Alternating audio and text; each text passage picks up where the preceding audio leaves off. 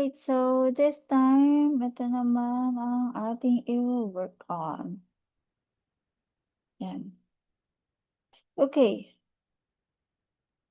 Meron na siyang gawa. Actually, tignan nga natin. Ito na siya eh. Ito na siya. So, ano lang ang gagawin natin?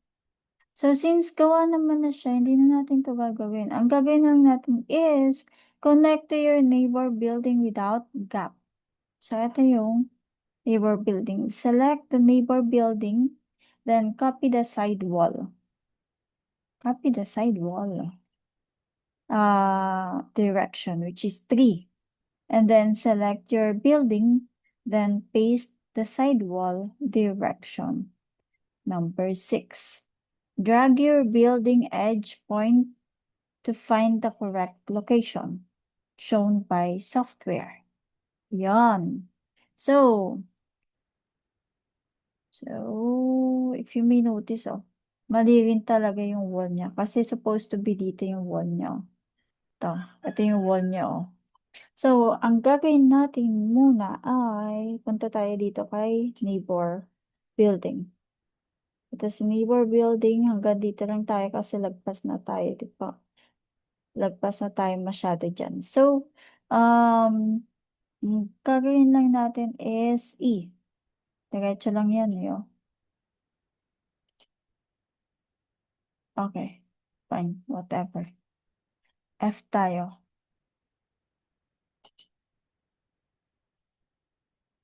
S.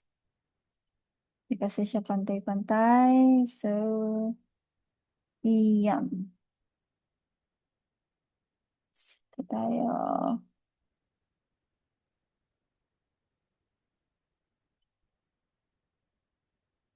Then, spacebar.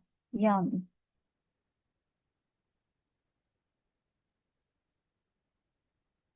Ang arte ko talaga. Ang sakit kasi sa mata. Pagka ganito. Tensya na. Sakit siya sa mata. Kaya aayusin ko siya. Kahit hindi naman talagang 100% dapat ayusin to. So, yan. So, ang gagawin natin is, gagawa natin siya ng wall. Ito yung wall, tapos isiset natin yung vector niya. So, select muna natin siya, hold control, tapos, ito. Yan. Naset ka na yung ano niya, yung vector niya, which is 3. And then, select tayo dito, number 6. Okay. Copy muna natin to. Number 3. Yan. And then, select tayo dito, number 6. Yun. Kita ninyo yung difference. Nagbago bigla yung wall niya. And ang sabi, walang gap. Eto may gap to, So, ang gagawin natin, select natin siya, move natin siya. Yun. Move pa natin. Ito, actually, siguro, kukahin ko na itong ano. Yun nga natin. Diretso lang kasi yun eh. Ano mo pinagagawa ko? Diretso lang. So, i-X na lang natin to. Fix. O yan. O, diretso. Yan. May gap pa rin. Select.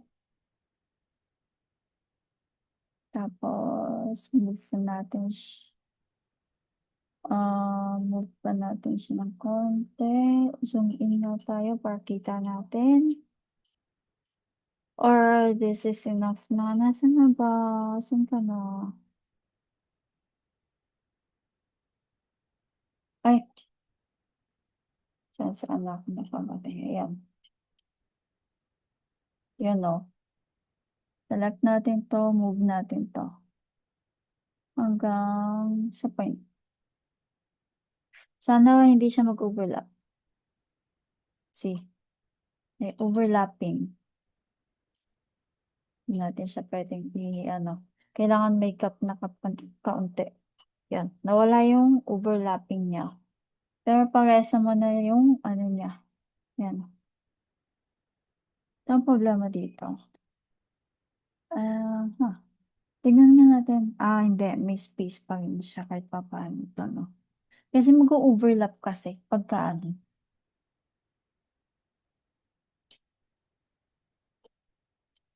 You know. Pero ang problema natin dito is yung ano, eto. You may notice,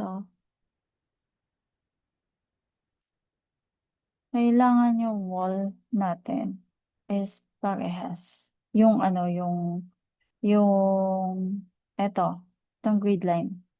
So, eto rin naman kasi, kailangan din natin siyang ibaba. If you may notice, mas mababa yung ano natin kaysa dun sa building niya ng neighbor. Ng halos ganito ang baba niya. So, ibababa rin talaga natin siya. And para ibaba siya, alt tayo. Alt para shift para ma-adjust natin yung height ng label. Shift, nakaselect ako, hold ko yung shift, tapos bababa ko lang siyang ganyan. Yan. Tapos, work on natin ito. Alt tayo, select muna natin, tapos alt, tignan natin kung anong pwede natin magawa dito. Na mag-aano siya. Yan. Tingnan nga natin. Ay, mag-overlap ito eh. Itachiwa.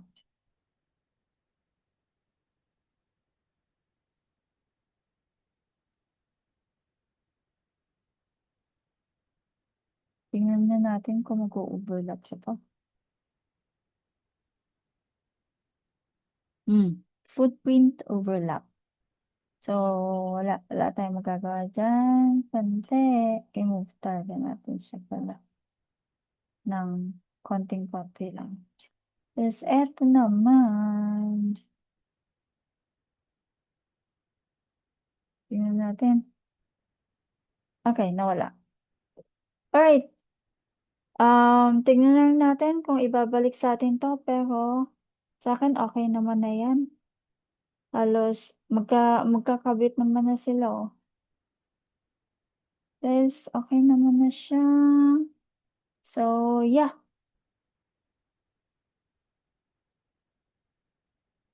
Yan. So, nag-topology check tayo, wala. Sasabit na natin yan. Huwag na natin pahirapan sa sarili natin.